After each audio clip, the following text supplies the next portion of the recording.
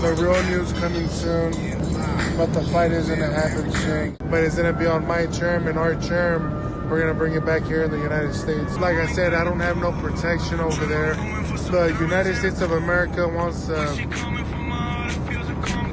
Never mind, I can't say nothing. But the fight is going to happen soon.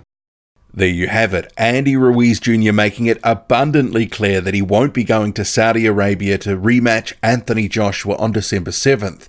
He says he's trying to get the fight to the United States. The real news is coming soon, and he says it's going to be on his terms. So we are at an almighty impasse at this point.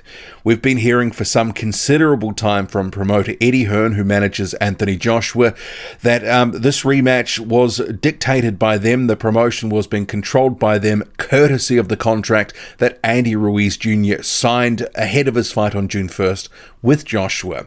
And that had certain stipulations, and according to Hearn, the site and the date, those were part of it. He's made it abundantly clear, just even in recent days when they had that press conference, that Andy Ruiz Jr. basically just has to turn up, that he has no say in the matter, and that the fight is going to be in Saudi Arabia. But clearly you have Andy Ruiz Jr. on this side of the fence going, well, hang on, there is no fight in Saudi Arabia.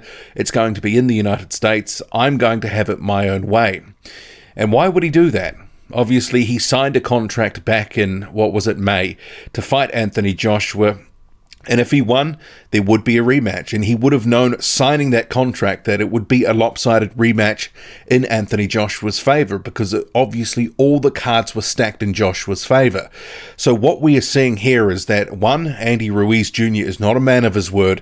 He's not willing to honour the original contract. That is pretty much clear. And if you are supporting Ruiz on this, well, all power to you. But there were certain things that he did sign up to get the first fight. And without signing up to that, he would never have actually got the fight on June 1st.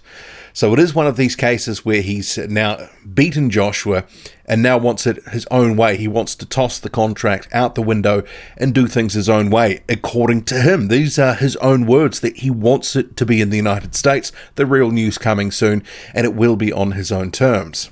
And as the champion, well, he may feel that he's being slighted in the situation, but he signed up to something, and it is up to him to honour it. Otherwise, there is only one place that this is going to sort of end up, which is in court. And in a situation like that, the only ones that really win are the lawyers. Everyone will get bled dry with massive legal fees. So really it's an impasse. We'll have to see what happens now, but Eddie Hearn's position has been clear. The contract that Ruiz Jr. signed up to, is, according to Hearn, was ironclad, and that effectively Ruiz just needs to be told the date of the rematch and where it's going to be. And that has happened. And obviously he's gone out, and according to Ruiz's trainer, Manny Robles, he sort of said, look, Hearn's gone way out on a limb here. This was just the other day, saying that the rematch has been confirmed. Wait to hear from the champion. But as Hearn said, well, actually he signed up to something. He's already agreed to the terms for this contract. It was all wrapped up ahead of the first fight. Other bits and pieces in terms of things he would need to sign, like the bout agreement, that paperwork, this is maybe what he's going to be holding out on here. And the other day when I sort of said, well, actually, if Ruiz kicks up a stink here and he tries to push for more money, he tries to push for some change and tries to be a real sort of fly in the ointment, he could actually have some leverage to try eke a bit more money. Because I think when you boil it all down, some of what this is going to come down to is money, because Andy Ruiz Jr. is going to get far less than Anthony Joshua. There's several reports out there that suggest Ruiz Jr. is getting about $9 million for this rematch, and Anthony Joshua is getting anywhere upwards of $31 million. Some people suggesting $50 to $60 million, and some saying, well, it could be higher with some of the upside from the pay-per-view, from the revenues generated by this fight, which will be considerable. We're hearing that the site fee alone was somewhere in the ballpark of $40 million.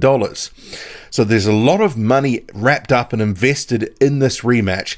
And obviously there's going to be a number of people going to get extremely well paid. Andy Ruiz Jr. is still one of them at $9 million, but clearly he wants more. and he wants it on his own terms in the United States. So this really could be quite a messy situation, and I'm going to be very interested to see how people respond to this, because this could wind up in court very, very quickly.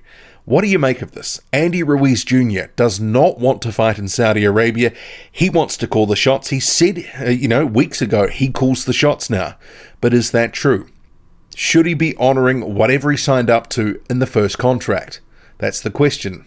Drop a comment, loud and often. Hit like, hit subscribe. Follow me on Twitter, boxing_squared. I'm out.